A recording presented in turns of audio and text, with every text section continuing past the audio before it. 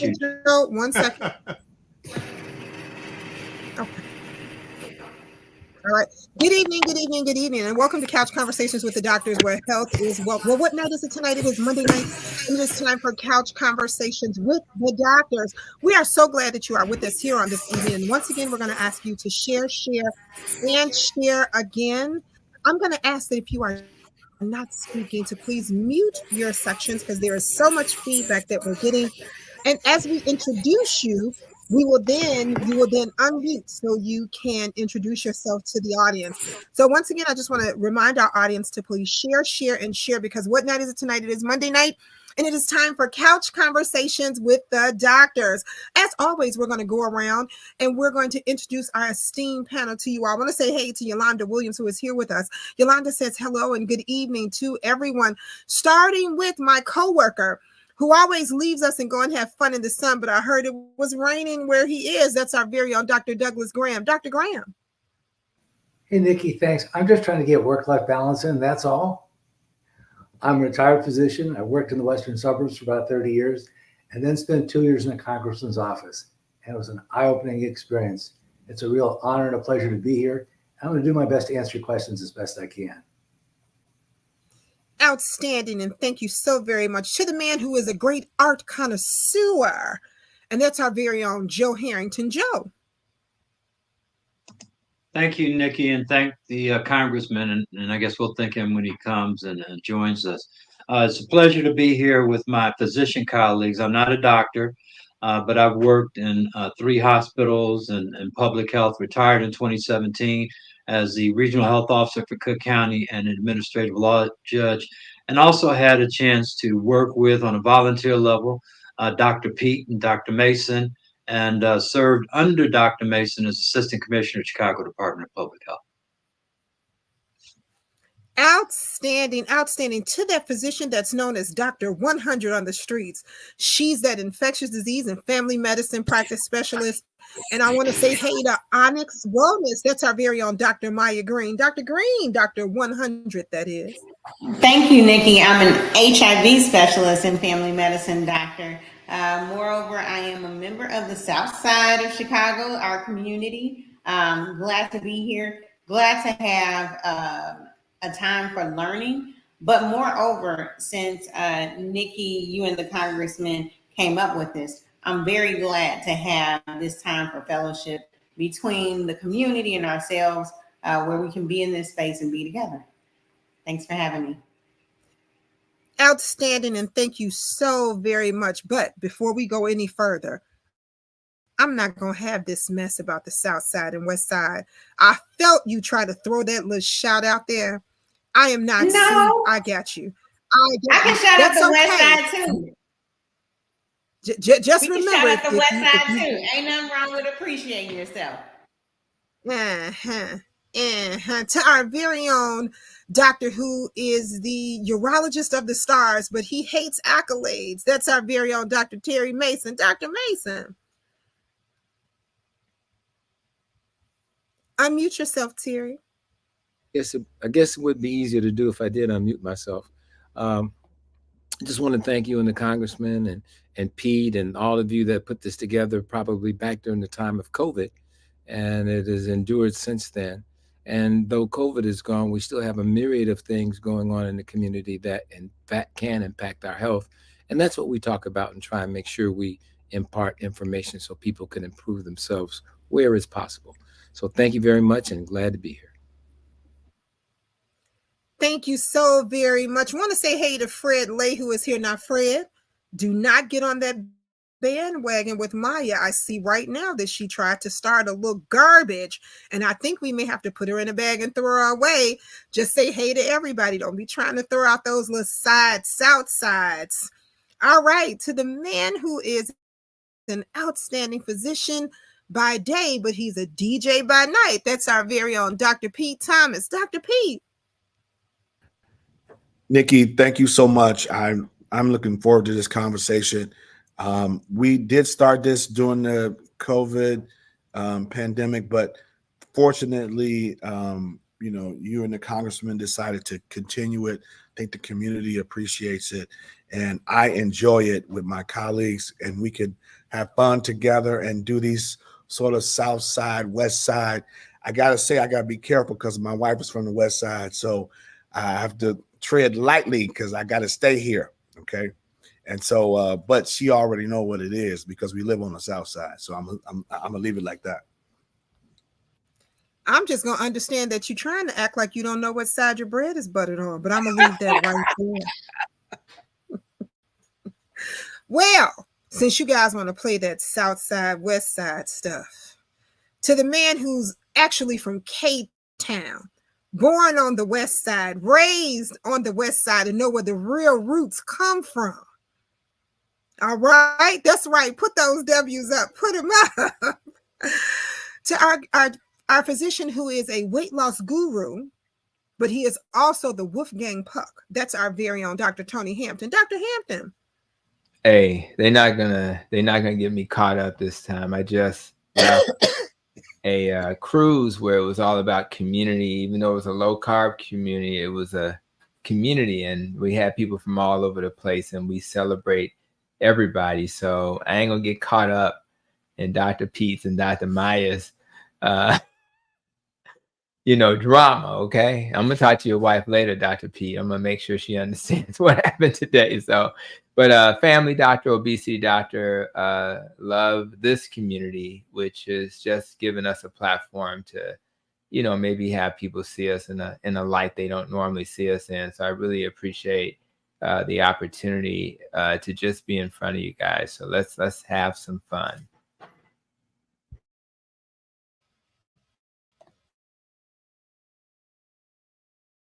Okay.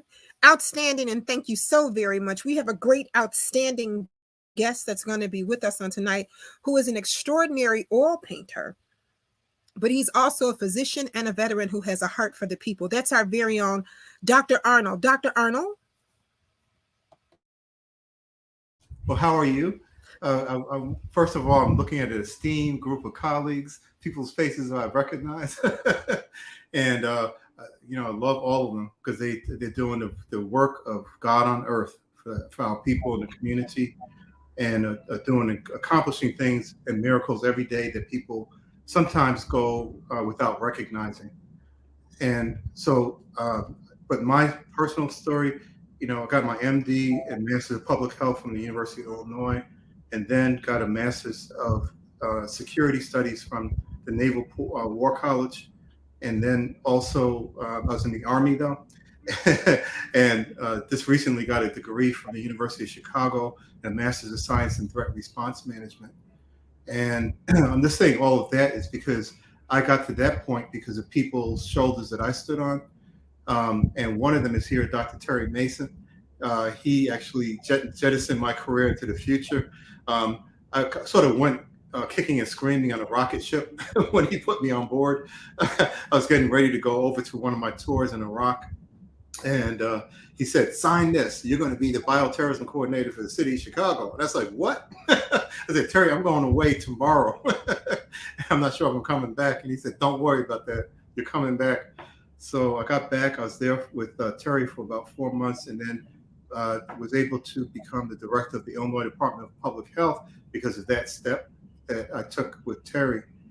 And did that and worked with the Blue Cross Blue Shield for 7 years. But I retired from the Army as a colonel. I was in charge of the medical operations for the Army and Air National Guard for about 12 of those years that I was out of the 26. But it was a flight surgeon. It was on Black Hawk helicopters, mechanized infantry, Stryker Brigade. So did a lot of combat tours work. But, I still see all the trauma that's happening in our community. And a lot of it is because of the way that we have developed our systems in this country. And, I don't want to get too much into politics and all, but we need to make sure that Biden stays in because Trump is a nightmare, which I'll go into when I start talking about what has happened to veterans benefits under that monster. Okay, thank you. Well, Well, with that being said, right before we start our veterans conversation, I do want to make just a couple announcements because we always make a promise on Monday nights that we will try to answer any very important questions that you may have that's pressing. So I'm going to ask our physicians. There's a few questions that we had that's been lingering over for a few weeks, and because we were on vacation last week because it was a holiday, I just want to make sure that we get to the questions about childhood diseases.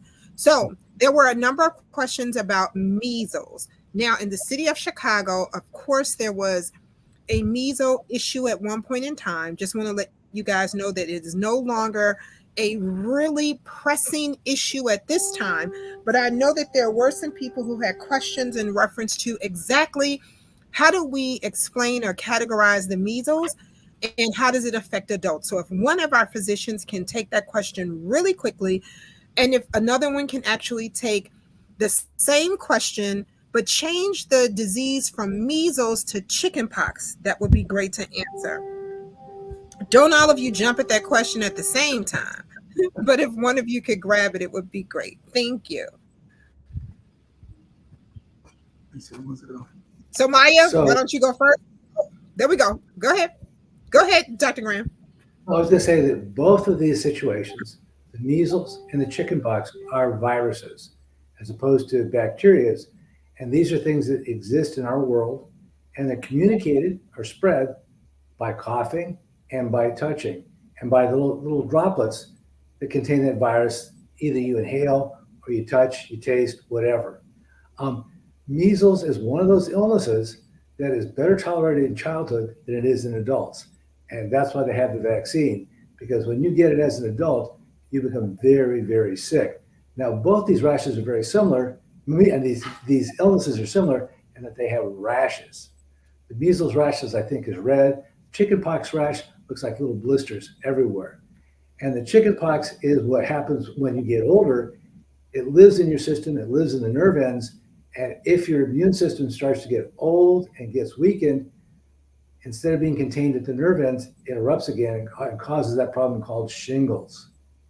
And shingles can be very, very painful because the ends of the nerves are irritated and inflamed and stay that way for a long time. And that's why they're recommending, as you get older, you get a shingles vaccine to help restore your body's defenses and to protect against that happening.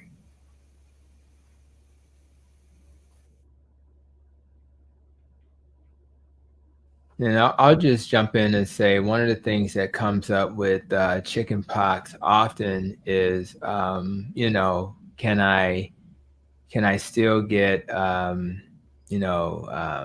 shingles, for example, if I've never had chicken pox? And most people are aware that shingles is kind of a reactivation of the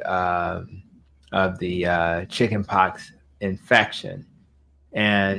And when that occurs, the thing that I see happen to my patients that's the most disturbing is herpetic neuralgia, which is when you get nerve involvement and the nerves are very inflamed and irritated. And I've seen people have that condition for weeks. I've seen people have that condition for years. And it's very disabling for those who get it. But people who never had chicken pox or didn't get the chickenpox vaccine can still get infected from people who have shingles, and they can actually develop chickenpox from shingles. It's really crazy. So that's why it's important, whether you've been whether you have had it or not, the vaccine is going to serve to protect you. So I think everybody should be thinking about getting that vaccine, because if you're one of those few people who end up with the herpetic neuralgia, as just one example, there's other infections that can occur, like, your eye can be impacted in a very serious manner. It would make sense to get the vaccine, because I'll be celebrating 29 years since I became a doctor this year. And I just don't see people having bad outcomes from the shingles vaccine. I've seen people get a little bit of a rash, but for the most part, nothing major. So I would better you would be better served to get the vaccine and not have to worry about these more serious complications. And always remember, when we talk about any vaccine, that does not guarantee that you won't get an infection, but it'll probably nearly guarantee that you won't get the serious version of that infection. And that's really all we care about. We don't want to see deaths or disability occur because you didn't get a simple vaccine. So I just wanted to throw that out there. There's a lot of confusion about whether you can still get it or if you're going to get it. And the answer is you can still get it. It's just maybe, a different path that you took to get it. Yeah, can I add one thing to that? When I was the director for the Illinois Department of Public Health, I remember going to a session and a lady walked up and said, I'm pro-vaccine, I'm pro-vaccine, and she was really, really pro-vaccine. And I was wondering, I said, what makes you so pro-vaccine? She said, because I was an idiot. I was against vaccines and my son died from the measles. And thiomersal was one of the big issues where you had disinformation and misinformation and unintelligent, uncorroborated people speaking up on the web and making information and sending all this crap out there, not knowing that they're killing people by what they're saying. And so you need to get the correct information from the right source, from someone who's trained and understands what a vaccine is to begin with. And it's not just sitting at home sucking lollipops and thinking that they are, the thing of the world, right? They are people who are going to be very dangerous, and you have to be very careful about who you listen to. So make sure you listen to someone who's trained, understands what it is, and what the risks and benefits are. And the risks are far, far, far outweighed by the benefits for these vaccines. Yeah, I just want to echo what my colleague said. I remember as a young attending, when I first got out of residency and became an attending at Cook County, I had two patients that were in the ICU. One had meningitis, measles meningitis, which is an infection of the brain. Now, obviously, these are people who have compromised or a impaired immune system, which allowed them to get this infection, but very, very sick as a result of something that could have been preventable, an infection of the brain. And another patient had pneumonia. It was a measles pneumonia. Again, these were very sick patients, cancer patients, and people living with HIV or advanced AIDS at that point. And so while we know that it's rare, but it can occur. Yeah, that's right. And one of the things I was thinking about, I said thiomersal, that's an adulterant they use with the vaccine, right? But it's really not used in vaccines much anymore. It's more, the vaccines are many of them thiomersal free. And the issue is that the thiomersal has been falsely linked to autism by an experiment by a medical professional who actually falsified data, was found to be false, was actually had their license stripped from them, and Yes. prison time. Yes. I just want to dovetail everything that was said here, tie in what Dr. Graham said, because they do have those commonalities. And then going to what Dr. Pete said, when they're, explaining, when Dr. Pete was explaining the outcomes, and kind of grab that last question, the last part of the question, Nikki, what happens when, what are the outcomes? So when Dr. Graham said it definitely impacts the outcomes for adults, can be way more severe, than what we see in children. And Dr. Pete mentioned somebody when it got to their brain, right? So here you were talking about the measles, correct, Dr. Pete? I can't hear. Am I on mute or is Dr. No, Pete he stepped away. He stepped away. Oh, okay. Yes. So, but he was definitely talking about the measles. Yes. Okay. Oh, that's why we don't see them on the screen. Okay. So with measles, when it gets to the brain, remember the brain is a ball of nerves, right? That means it's impacting kind of other stuff, but definitely basically nerves. And so it's impacting the nerves, which means it can lead to seizures, because the nerves are disrupted and inflamed there. It can lead to, we've seen people with measles and you're like, oh, why, are your legs no longer working or your arms no longer working? It can lead to paralysis because the nerves are impacted and nerves, are slow healing. And then meningitis or encephalomyelitis, which is inflammation of that space in the brain due to that infection. An infection in the body trying to fight it off, right? That's the nerve stuff. Then Dr. P mentioned, I believe, pneumonia, right? When that pneumonia gets so bad, you get acute respiratory distress syndrome. Remember when people had COVID and all of a sudden they couldn't breathe and it was just like this rapid decline because they couldn't get oxygen to their tissues. That's what happens when the pneumonia gets so bad. The inflammation is so prevalent that it impedes the ability to get oxygen. That's measles, right? And then just to close it out, going back to Dr. Graham, I believe, as they talk about vaccines, the other thing they have in common is you get the first vaccine about the time when you're 1 year old. I believe it's 1 to 15 months, so 12 months to 15 months.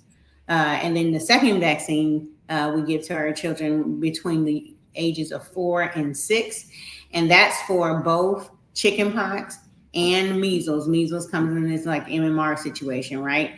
And then don't forget, I believe Dr. Pete mentioned you're going to get another dose, or Dr. Hampton mentioned you get your other dose of shingles vaccine at 50. So both at 12 months, 15 months, and then the chickenpox at 50, you're going to get another booster. There's no indication that I know of another booster when you have measles. Now, if you're wondering, did I get the vaccine?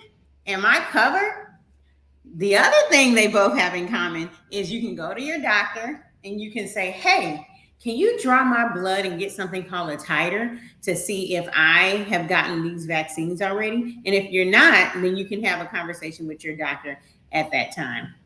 Dr. Pete, you just popped up and you reminded me of something I left out. If you and your doctor, if you have a situation where you are what your doctor may have told you immunocompromised, that changes the schedule for you. So you get with a provider you can trust. So that 12-month, 15-month, and for chickenpox 50, that schedule changes. So you have the conversation with your provider if you are immunocompromised of any kind for that. The last thing that we have in common, Dr. Arnold, I actually did my MPH capstone at the University of Illinois, Chicago on vaccines and autism. And I concur. It's amazing how that still is something that's going on and people still believe it. And the person that put it out there has literally lost their license. You know how they say a lie spreads quicker than the truth, The person lost their license, went to jail, all this other stuff, and the truth is still having a hard time getting out there. So if you're listening, the person that linked autism to vaccines in Thermosal lost their license because it's not true. And it's such a horrid thing to say that they lost their medical license. Yeah. And one of the things that goes back to what the Dr. Graham was saying as well is that this is a very highly contagious disease. So if grandparents, for those who are elderly or high risk, the issue is if you don't vaccinate your children, you're putting everyone in your family that's over the age of 50 at special risk, and especially your seniors. People more my range, but you're putting people at risk. And so if you have people around you that are unvaccinated, they're putting you at risk. So it's really critical that you start thinking about not as an individual issue, but as a collective issue for your family and your community. And I'll just kind of wrap this up, because when people come see me, they are so focused on wellness and lifestyle. But I'm gonna say from the metabolic health doc, there is no diet and there is no supplement that's more effective than a vaccine. I don't care. Listen, I spend my entire day talking about nutrition. There is zero diets or vaccines or supplements is better than a vaccine. For those who are thinking about supplements, I just want to say this real quick. I tell people your immune system, yes, it's better if you eat well. If you want to take a supplement while you're fighting something, everybody knows about vitamin C. Most people know about echinacea. Oil of oregano is good for your immune system. Zinc is good for your immune system. And finally, for nerve issues, those B vitamins, in particular B12, are good when you're dealing with like herpetic neuralgia. So I think there are things you can do, but the best thing you can do is have gotten those vaccines. Yeah, and I'm just going to echo what my colleague said, but a different way.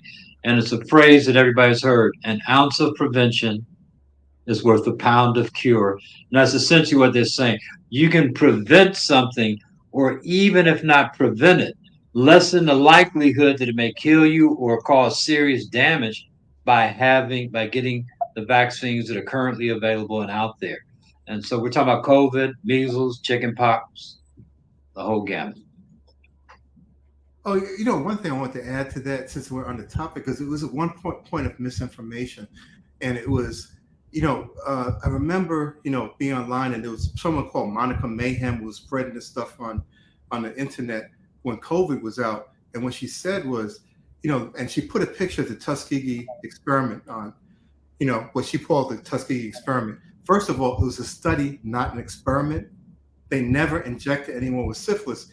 They diagnosed them with syphilis, and then they followed them without giving them penicillin, a treatment that could cure syphilis, right? So if you put yourself in a situation where you decide not to get vaccinated, you're putting yourself in a Tuskegee study. If there's a medical intervention that can stop you from progressing through the stages of a disease, acquiring disease and progressing through the stage of the disease, you have just made yourself a Tuskegee study.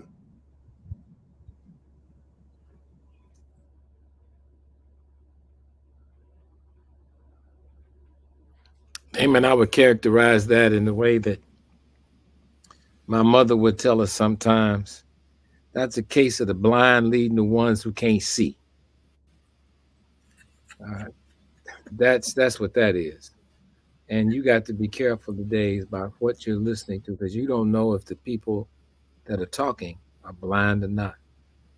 So you always want to get your information from credible sources, like this panel that you hear, physicians that have been appropriately trained, and that sort of thing. And that was why I think was one of the impetuses for having this program in the first place, was to have a place where you had trusted, credible voices giving out the right information.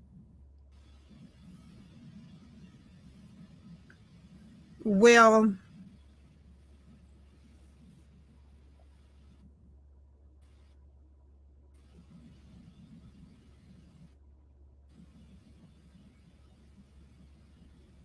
What happened to Nikki? I think she's frozen, it appears. Yeah, she appears to be frozen. She started to speak and then she froze. okay. There she is. There you go. Okay, I am here. I'm having a few.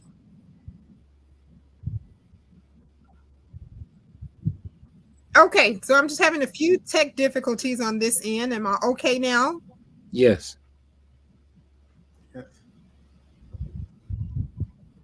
Okay, so I am laughing at our Bishop, Dr. Terry Mason, is also a comedian. And I want to say that our very own Dr. Audrey Tanksley is also laughing at it's the what is it? It's the blind leading the ones who can't see. I love it. I'm going to have to write that down. and use that. We're going to have to use that. I want to say hey to Sandel Scott, who is here. Sandel Scott is here, and she says hello to everyone. Nellie Purnell King is here, and she says good evening to everyone. Michelle is here. Hey, Michelle, and we're saying good evening to you, too. Terry Johnson is here, and she says hello, everyone. I had brain surgery on the right side years ago. I then caught shingles on the same side, right side of my face. I wonder, did having the brain surgery on that side contribute to the side that the shingles decided to attack? Also, I heard that people are supposed to catch shingles after the age of 50 years. I was 40 at the time. So I don't know if one of you want to just quickly brush up on Terry's question. I see Dr. Tony nodding his head. Take it away. Your age is a risk. I spoke about supplements, and I mentioned diet. All these things improve your immune system. Why do people, as we age, increase their risk? He has you can't hear me? Oh, I think. Okay. Am I okay? Okay. So I hear you, Tony. Yeah. Okay. Let's just make sure. So what's happening is, yes, as we get older, our immune system is not as optimal. That doesn't mean everybody. I think about the bodybuilder, Ernestine, the Black female bodybuilder. If I saw, I'm saying this publicly, if I saw her walking down the street, my wife would have to worry because she looks phenomenal. And she's 85, 86, right? So you can actually do a little bit of a Benjamin Button and, kind of reverse or slow down the aging process by eating well, taking the right supplements, depending on your health condition. So you can still, so if you're 40 and you're not as metabolically healthy as we'd like you to be, you do have a higher risk. So there's no age. We just find that people over 50 are more at risk because at those ages, we tend to see a decline in their immune system. So that's kind of like the first part of the question. The second part is, if we try to find a randomized controlled trial that showed that having brain surgery is then going to increase risk for shingles, we probably won't find that study, and I tend to be evidence-based. However, I will say that having had trauma, having had brain surgery, or any kind of surgery could potentially put you at higher risk because your body is so busy trying to recover and heal and do things, and it may then suppress your immune system enough to flare up a shingles activation. But I really doubt that the surgery itself, the way the question was framed, is likely to be the cause of shingles. It just may be associated with, correlated with, but I don't think it's causational.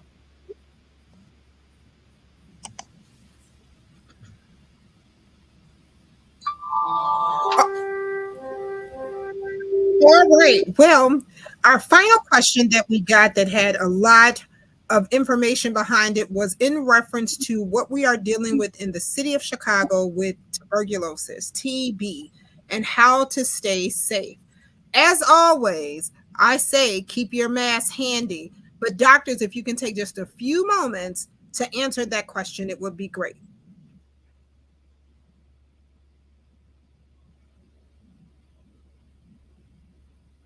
Dr. Maya, you're muted.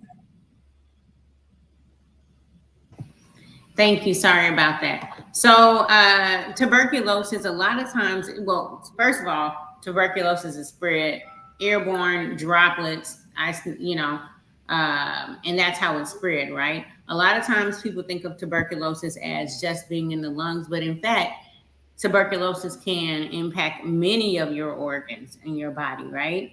And so it's important that anytime you're in spaces where a lot of us get a tuberculosis screening when we go into different fields, healthcare, childcare, care of other people, so that's something to keep in mind. But also you want to keep in mind that you definitely want to cover mouth and nose when you cough or sneeze. Try to stay away from other people that are coughing and sneezing. Tuberculosis a lot of times is found anytime you have a lot, like people living very close together. Hand washing. A lot of the lessons we learned from COVID help. Hand washing, right?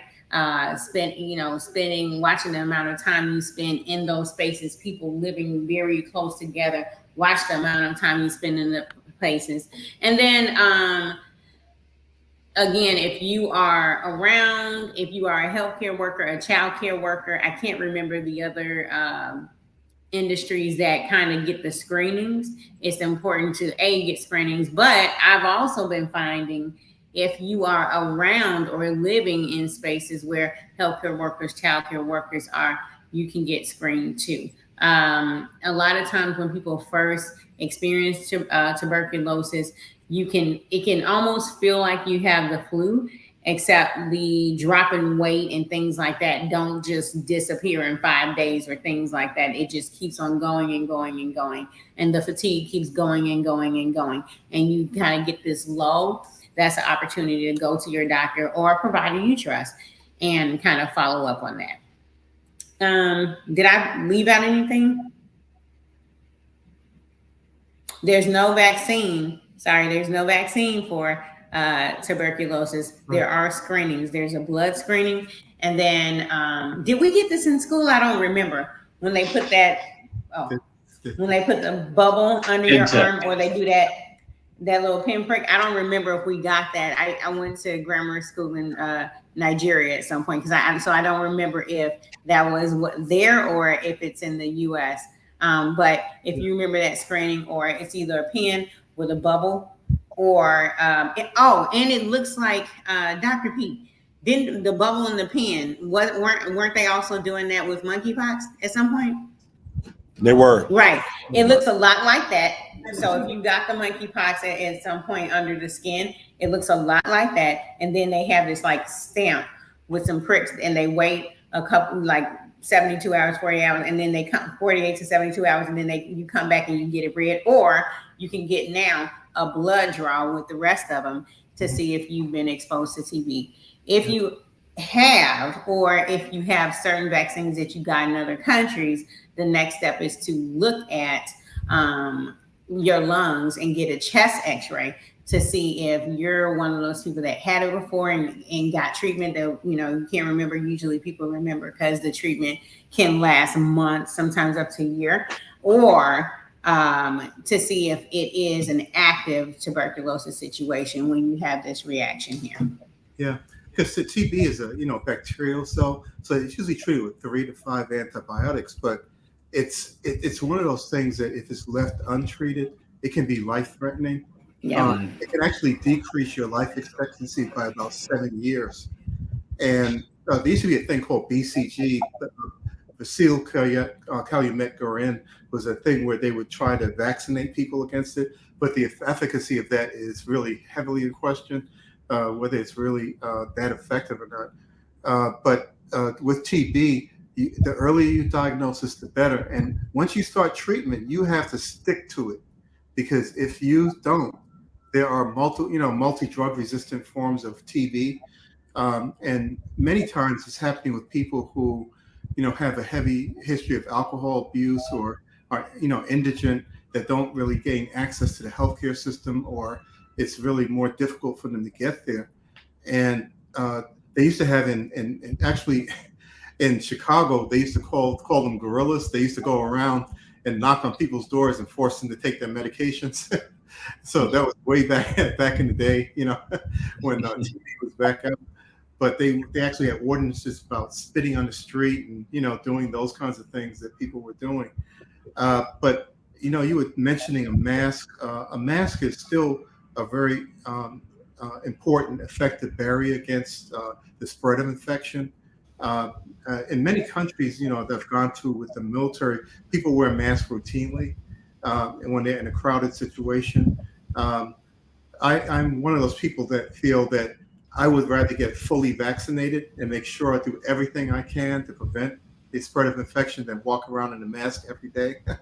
So if you're not fully vaccinated, get out there, speak to your provider, and get up to date. Yeah, I want to add a little context. One is, and what I was thinking about, risk or relative. And so that's what we're talking about, relative risk. So even if you get vaccinated against the disease, it doesn't mean that you're not going to get the disease, but you're less likely to die from it, and less likely to get severely ill from it. But it does protect you. And what I thought, and it's like an analogous situation, a lot of people go to casinos, a lot of people go to Vegas and they gamble and they bet. Only a few of them are going to ever win. Some will never win. And that's what we're talking about. These risks are relative, but the odds are on your side if you do some simple things. Vaccination is one. Dr. Allen just mentioned wearing a mask. My sister used to complain because every winter I got a cold. I never got a cold during COVID. I was masked up. And one thing that I started to do is every time I left the house, I wouldn't touch anything until I washed my hands when I got back in the house. And I'm pretty much doing the same thing now. And I haven't had a cold since COVID because my behavior has changed and some of those risks that I had, because again, much of what we talked about is airborne. So that's how you get it. It's not that you could touch somebody, but it's airborne. And so keep that in mind. So the things that we talked about, washing your hands, potentially wearing a mask, and other things, those things are very important even to this day. You know, it comes down to understanding that what we've been saying today is that, you know, and from a spiritual point of view, for those that think that way, in God we trust, he said, but all others must have data. And that's what we've been doing here, is trying to give you data, give you information, give you not an opinion, but give you the best in terms of the facts that we know. This isn't what we guess. This isn't what we feel. This ain't something I had some come to me in the middle of the night and said this to me. No, these are based on the actual facts. So you want to stay with the actual facts. And if people are giving you what they think, what they believe, what somebody told them, what they needed to wear here, there, the other, you don't go by that. Go by what you've heard here tonight. Go by the actual facts. Because we're here, we don't have a dog in the race. All we're trying to do is make sure you get information in a way that makes sense and a way you can understand it. Now, what you do with it is up to you. Just getting information alone won't prevent anything. You got to do something. And those things we've outlined here tonight with vaccines and the proper behaviors as you. Well, outstanding.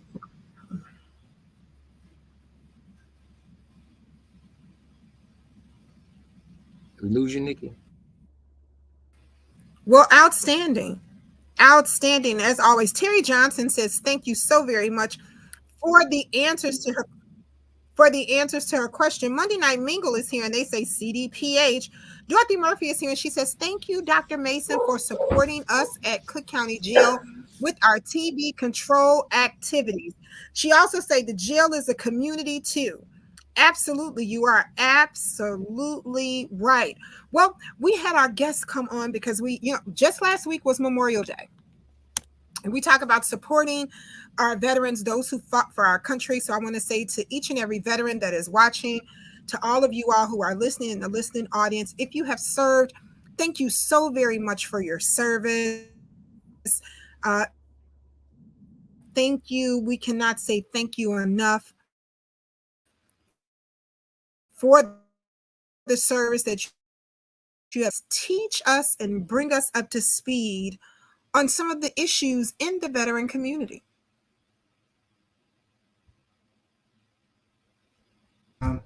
Yeah, there are several things that are going on right now, in the veteran community. Many people have come back with medical conditions that were overlooked, just like Agent Orange was back in the Vietnam era, and even PTSD and brain trauma from people who were in World War II, World War I veterans. It was looked upon as being a weakness or, something's wrong with the person. A lot of the pulmonary complaints that people had, which is why I am so grateful. And I'm going to tell you, I'm saying this in a very nonpartisan way. President Biden passed an act 2 years ago, back in 2022, that allowed veterans to come forward with their claims. They did autopsy, necropsy studies on veterans that had normal x-rays and found tritium, which is a radioactive particle in their lungs, titanium, other rare earth metals, all kinds of things in their lungs that were causing pulmonary fibrosis, which is almost like a death sentence over time. And these people were suffering. Many of them have died. And people like President Trump, who is absolutely an abomination to anything that a veteran would be standing for. You know, I met John McCain. I don't agree with a lot of his policies and that kind of thing, but he was an honorable person. And for Trump to berate him, and Gold Star families, people who died when his chicken spurs and his feet kept his chicken butt out of the military when he was supposed to serve, and his sons and his daughter, whereas President Biden's son served honorably and had died from brain cancer. And some of the things that came out in the Associated Press about Trump claiming awards for what he got from the military were all false. No one gave him an award. Trump said, I was honored to receive the endorsement of the Bay of Pigs Veterans Association in 2016. They gave me a beautiful award. There was no official award. Fact check. Multiple times he said things where he berated people. He told veterans they were idiots for serving. And that, for veterans, if I voted for him, I would be a traitor to this country. So I just wanted to say that because I think the truth needs to be coming out about how he has impacted veterans, did nothing for us really when he was in his administration. So a lot of things are coming out now that have been put in place that are allowing veterans to be accurately and competently evaluated. I've gone to a VA hospital as a physician and sat in front of people who were evaluating me, and I never let them know what I was and what my background was. They never did the right test, never asked me the right questions, and if I offered insight into a question, they never even perceived it. And at the end of the evaluation, I would tell them, I'm a physician, and you need to be retrained. Because what you have done is an abomination to the veterans who are sitting before you and what's going to happen with the rest of their life. So these people went on to die from other, complications and all that. And I wish I could, Congressman Davis, I see you there. I wish I could be a veteran speaking for the Biden campaign, whatever capacity I could be in, because I am sick and tired of the stuff that I'm hearing coming from this charlatan who is a felon, an indecent human being, talking about veterans, and any veteran that votes for him is idiotic. Just like any woman who will vote for him who thinks that they have the right to their own care and to their own bodies. And that message needs to go out, that this is one of the most dangerous human beings on earth, a fascist. And so I think that needs to be said. And that's in a nonpartisan way. It's in a humanistic way, looking at the truth of what a human's character is. And he has an abominable character. So my thing is that the things that are coming out right now, President Obama did much more than Trump ever even thought about doing. And started the ball rolling with John McCain. And John McCain actually helped, assisted. He stepped across the aisle. And President Biden was part of that initial Obama administration. They pushed through legislation that was incredible. The PACT Act came out in 2022, and that opened the door for veterans to come back and make their claims. I've seen too many veterans dying, having tumors, going to the hospital, and don't know where to turn in a nation that they fought for and gave their lives. I was a combat medic in Iraq, in Mosul, mechanized infantry unit and on Black Hawk helicopters. I saw people dying over there. They lost their lives, their arms, their legs.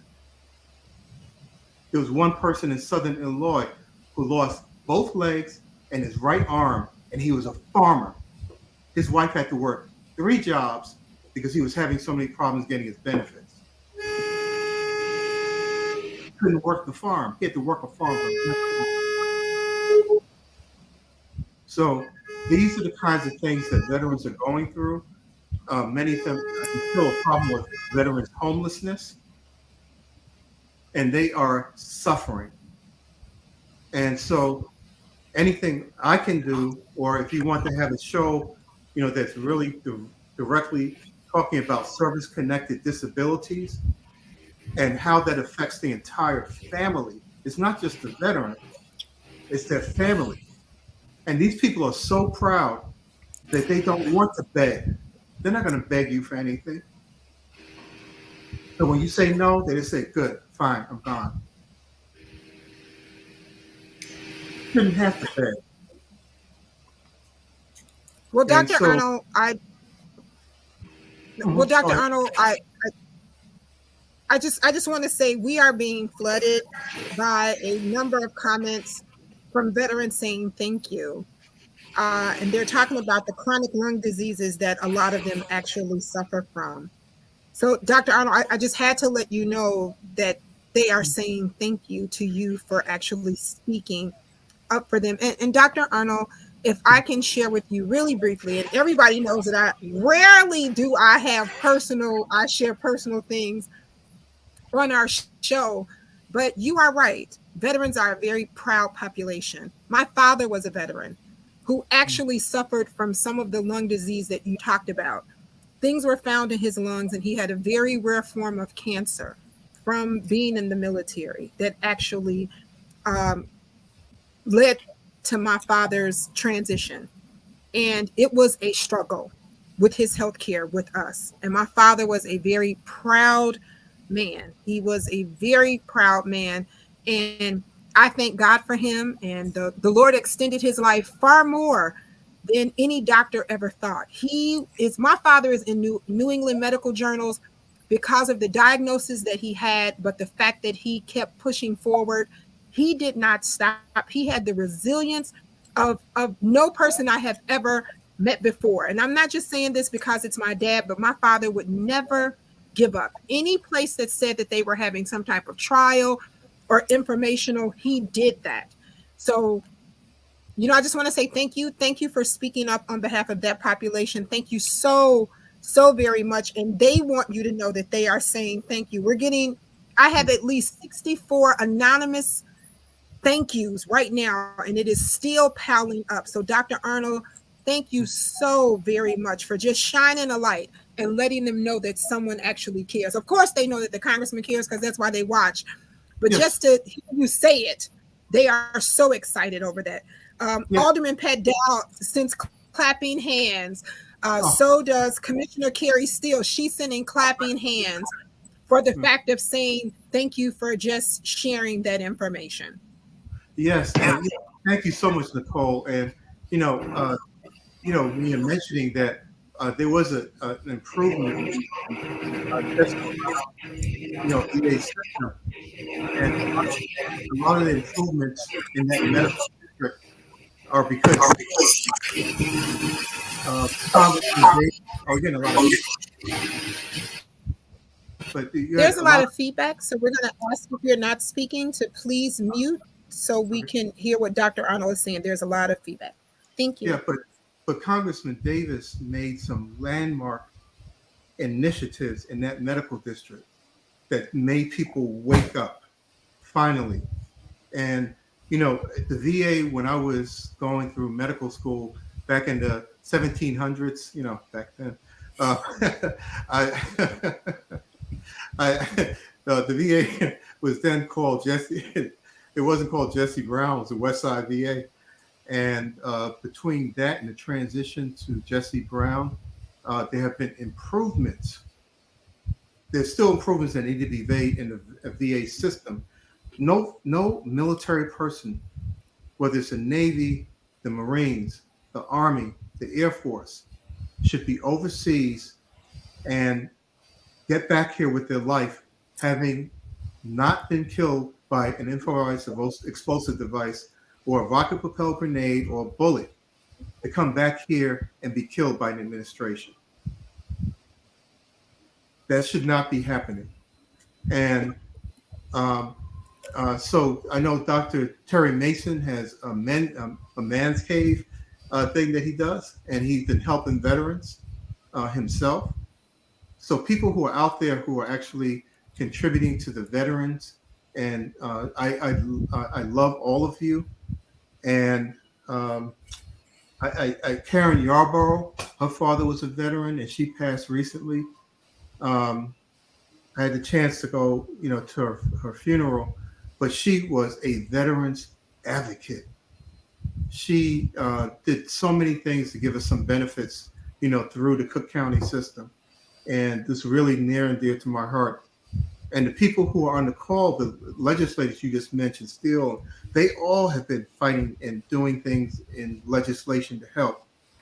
And I just want to say, thank you personally to Congressman Davis for fighting the fight and being there when we need people there who can actually make a difference.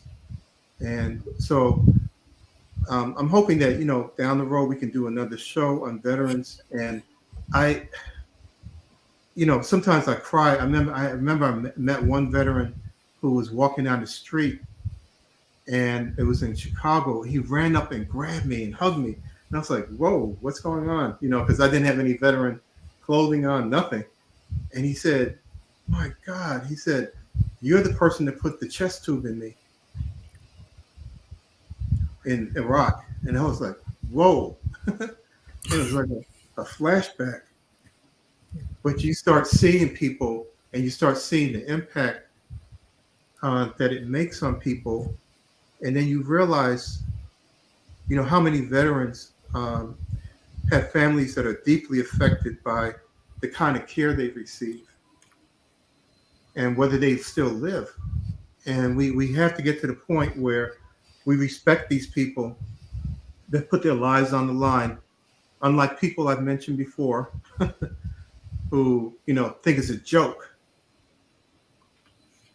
They should not be. I would never be in the military with a commander-in-chief that didn't respect me, John McCain, or any other veteran, Gold Star families. They need to be out of power. Life, period. Done. Dr. Arnold, there's a question for you. But before I read the question, I want to say hey to our family over at the Core Center. They are all working, but they are watching. And they said that we keep forgetting them. So we haven't forgotten about you. I want to say hats off to the Core Center. They are working, but they are watching. So Dr. Arnold, there's an anonymous question. Sure. There's an anonymous question. And the person says, Congressman Davis, thank you so very much. You have really opened the doors and made great differences for people in healthcare. I will vote for you until I can't vote anymore. Even if I could vote on my sick bed, I will make sure that that happens. Dr. Arnold, I am wondering, do people survive from pulmonary fibrosis? I'm a veteran who was diagnosed with pulmonary fibrosis, and everything that I read states that this is not a good thing. I'm just wondering, is there hope for me and others like me? Yeah, pulmonary fibrosis, when you start looking at a disease state, you can look at something, and I'll put it into another term, something like diabetes. So in diabetes, you can sometimes control your diet. Sometimes you have to use a pill. Sometimes you have to use insulin. And sometimes it can be something that you can live a very long time with proper care, or it can be ravaging. So it's almost like a panacea, a rainbow of possibilities and a range of how bad this thing can be. Pulmonary fibrosis, though, is not a great diagnosis to have. If it is progressive, massive progressive pulmonary fibrosis, it can be very, very devastating. There are some things that can be done now with finding more and more um, interventions in the medical arena, to treat it. But there are some other things that happen too. And my backgrounds, I did my residency in internal medicine, and I did a second one in occupational environmental medicine, and a master's of public health. When I did that, we were, exposed to a lot of the pulmonology and, the different kinds of dust and particle diseases that you can get. So you can have things like silicosis, asbestosis, or, these other things can also complicate things in your lungs. What my point of view is that we need to have an accurate diagnosis. You need to know exactly what you are dealing with. So the person that's diagnosing the disease needs to be a specialist in that area that can differentiate between the different ones. Why? Because we have burn pits over there. So what they were doing was throwing computers in there, human waste. They were throwing unexploded ordnance. They were throwing parts of machines that had tritium, which is a radioactive particle. They were throwing spent fuel. They were throwing GP6. These are jet fuels. They were throwing anything that could be burned in those pits, and anything they were collecting from enemy acquisitions from encounters in the field. So all this stuff was in the air, and we don't know some of the stuff that they were burning in their locations when they were there, because that's the way they would get rid of trash, is burning. And they had plastics. They had all kinds of things with asbestos, because they didn't have the EPA over there. They were still using a lot of the things that are not, outlawed or have been regulated out here. Those things went into the fire. So what people were breathing in, when I was walking through, it was literally like walking through talcum powder every day. It was up in the air. All the mechanized machines crushed the sand into a fine powder, because you had tanks running over this stuff. So all this stuff is in the air. Then you had winds blowing through, sandstorms. All that stuff was constantly happening in that arena. People did not have masks on. You only had an NBC, nuclear biological chemical warfare mask, that you would put on if you were instructed to do that with the advent of a chemical agent or a nerve agent or something in the area. So people were breathing this stuff in, and that is what causes those lung conditions. So my first thing is make sure it's the right diagnosis, that you have a specialist that knows what they're talking about when it comes to lung diseases, especially fibrotic lung diseases and lung diseases with particulate matter. The story is not out on this right now. And then making sure that people who are treating you have the up-to-date knowledge of what they're supposed to be doing to treat you, and not to brush it off and say, oh, your chest x-ray is normal, don't worry about your symptoms.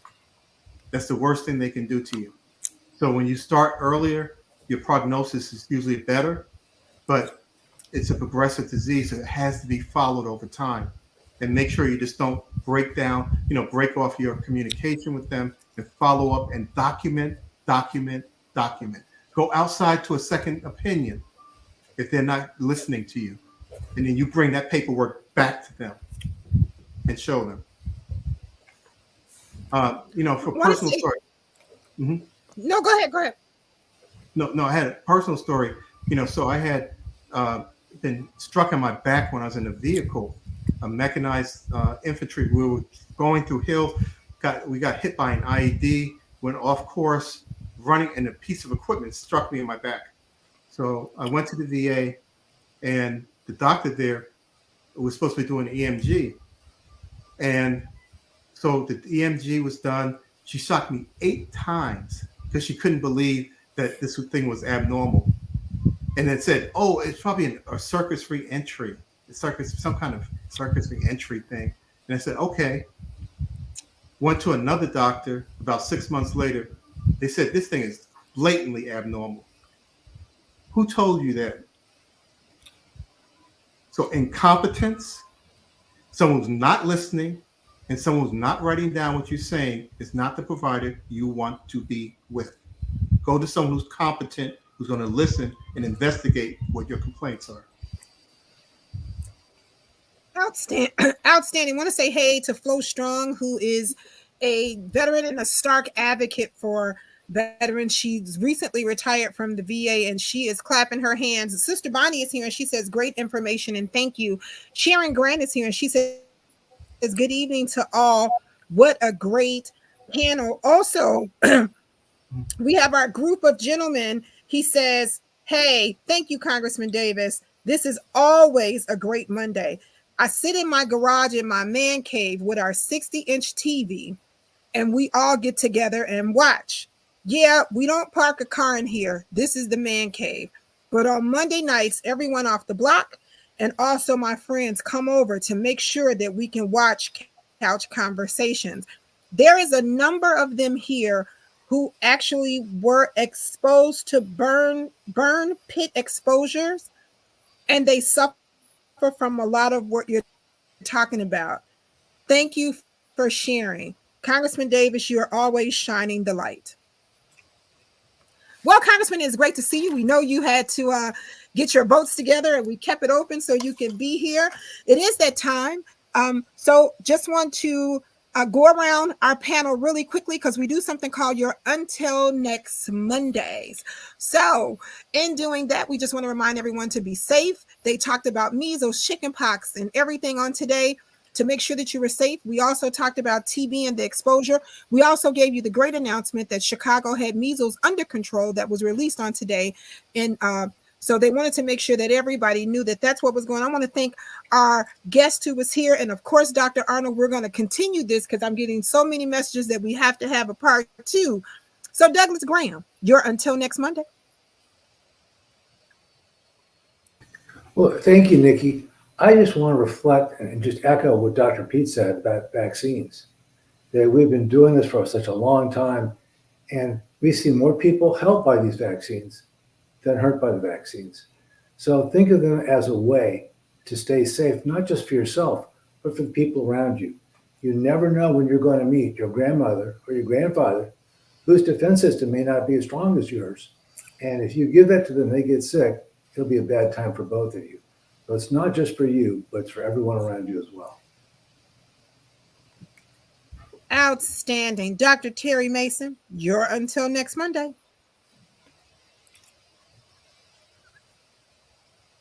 You're muted. I just want to underscore the value of this forum. And I want to thank you and the congressman for providing it. And I want to thank my good friend and colleague, Dr. Damon Arnold, for speaking truth to power and being unashamed and unapologetic about the things that are true. And so I'm just grateful for this. I'm grateful to the congressman and you for making sure that this platform is here. And I look forward for more of these real honest conversations. And I look forward to continuing participating with this forum. Outstanding, and thank you so very much. Dr. 100, that's Dr. Maya Green, that is. Your Until Next Monday. And right before you start with your Until Next Monday, we have a couple people who want to say thank you for letting us know that the gentleman who gave the bad information about vaccines is incarcerated. Yeah, and also thank you, Dr. Arnold, for bringing it up. Dr. Arnold, you know, I've known you for a while, but I didn't know about you. So I had to, we met and, worked together, and I've always been like, man, he certainly knows a lot, right? To hear more about it, I had to, you know how they say, ask about me. I had to start asking about you. So to my understanding, I mean, I didn't hear you frankly say it. I heard you talk about it. You're a veteran.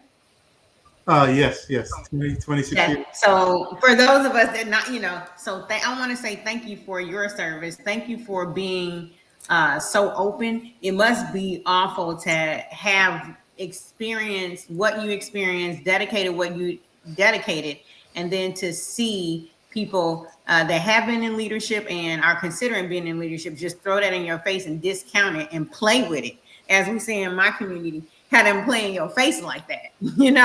It must be, awful, and I imagine offensive. I want to say, as someone who has not served in the military, but we talk about allies in a lot of situations, right? We talk about it in different communities, things like that. I want to say I stand in allyship with you and your experience, and that while there may be people that, as we say, play in your face like that, and maybe people that take what you did lightly and just throw it out, say they did it, say they experienced it. I want to say in allyship with you, when it's my time to vote, I won't forget, and I will stand with you in what, in everything you said. And I would like to, I know we're thanking all the veterans out there for their service. In addition to that, I want to thank you, sir, for your service. Thank you. Outstanding. When it's Thank time you to so vote, I will much. not forget. I will stand. Yep. Thank you. And let's educate others to vote the right way just as well. Joe Harrington, you're until next Monday. I've got three things to say. The first is I talked to Nikki this afternoon, and she asked me to invite Dr. Arnold. I called. I missed him. I called him later this afternoon, and I'm grateful that Dr. Arnold actually changed his schedule to be with us tonight and bring such a powerful message to us. Also, to share the information he is. I've known Damon for a number of years. He's a really good man, and he's committed to veterans. Actually, he was working on a statewide meeting for veterans later this week, I believe, in Springfield.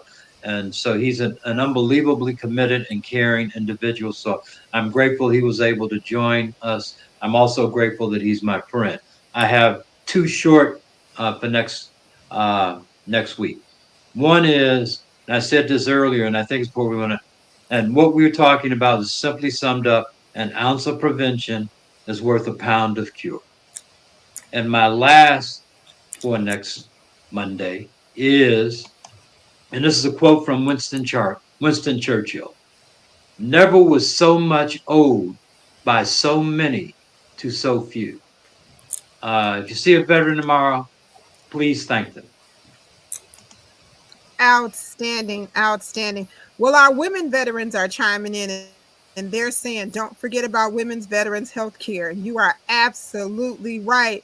Well, Dr. Arnold, you're until next Monday. Well, until next Monday. When I got back from my first tour of duty, combat duty, someone said, "So why did you go over there? You went over there for Bush's oil?" And I said, "No." And they were like, "So why did you go over there?" And I said, "Because I rose my hand and I swore to the Constitution and to the country that I would defend it if called upon." Now, if you're asking me that question, I'm going to ask you a question. What did you do to change the course of going to an unjust war if you thought it was unjust? Did you go and vote? Did you go to politicians and talk to them and help to steer the country? It's your job as a citizen to have a place where you go and set the moral compass of the country by public debate and discussion, by civic action, and being involved in the process. If you're not involved in the process, then don't even ask me while I was over there. But you were slept at night because we were. You ate your lattes, drank your lattes, and ate your ice cream because people were over there. You have a better standard of living than anyone else in this world because they were over there. So whatever you think, you need to be involved. So my thing for the next Monday, thank your veterans if you see them, men and women, because women played a dynamic role in this history of this country. If you really go back and start looking at the history of what happened, played a dynamic role. The World War II veterans who came back changed the double V, right? Double victory, victory at home, the civil rights movement. A lot of that came out of that activism. to set our moral compass for this country on the right track. We don't want this compass to be thrown off track. So talk to people about thanking veterans, but talk to the young people and people around you about voting the right way for the right reason. And then for your health, I just wish that between now and next Monday, you make at least one lifestyle change that's in a positive direction in your life to make yourself healthier and better for the future. Thank you. Outstanding, and thank you so very much. Well, to the man who makes this possible for us each and every Monday night, to the one who teaches us that true wealth is your health. That's our very own Congressman of the Illinois 7th Congressional District, Congressman Danny K. Davis. Congressman? Oh, Well, let me thank all of you. I knew that I would have to be away tonight because after votes, the Congressional Black Caucus had a special order, which is an hour of discussion co-led by Representative Jonathan Jackson and, of course, Representative Cerberus from Florida. And given the fact that they were discussing foster care, which is under the auspices of my subcommittee, I felt that I better spend a little bit of time with the Congressional Black Caucus. But I did make the end of the discussion. And of course, I've heard Dr. Earl many, many, many, many times. And he is one of the most refreshing individuals that I know. What he speaks is what he feels, and it comes straight from the heart. So thank you, Dr. Arnold, not only for being with us this evening, but thank you for being a part of America's Heroes, which is a 2-hour show every Saturday from 4 to 6 that Dr. Earl, Cliff Kelly, Glenda Smith, and representatives from the VA put on. Yes. And they provide information not only locally, but all over the country, all over the United States of America. So thank you for that. And I guess, Dr. Earl, I may have named Jesse Brown, but I have had the pleasure of feeding you. So I never fed.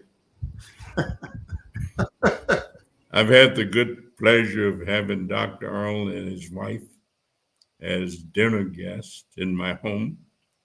And the fact that you said my wife was a great cook, that was good enough for me. And so I'll have to get you back. And, I may even cook the food that time. But thank you all. It's been a great evening, great conversation. Have a wonderful week. And until next Monday, be good to yourself and just as good to somebody else. Thank you so much. Have a wonderful evening. Well, Congressman Davis, thank you so much. And I want to say one thing. You are a 5-star general of the civil rights movement. You are a foot soldier. You're always there fighting. So you're always there fighting for us. So I have highest esteem for you. And everyone in this call, Joe, Terry, Maya, Douglas, Nicole. My wife has this one saying. She says one of her teachers used to always say to her, "None of us is better than all of us." Look out. It's a team. You're a great philosopher too. Thank you.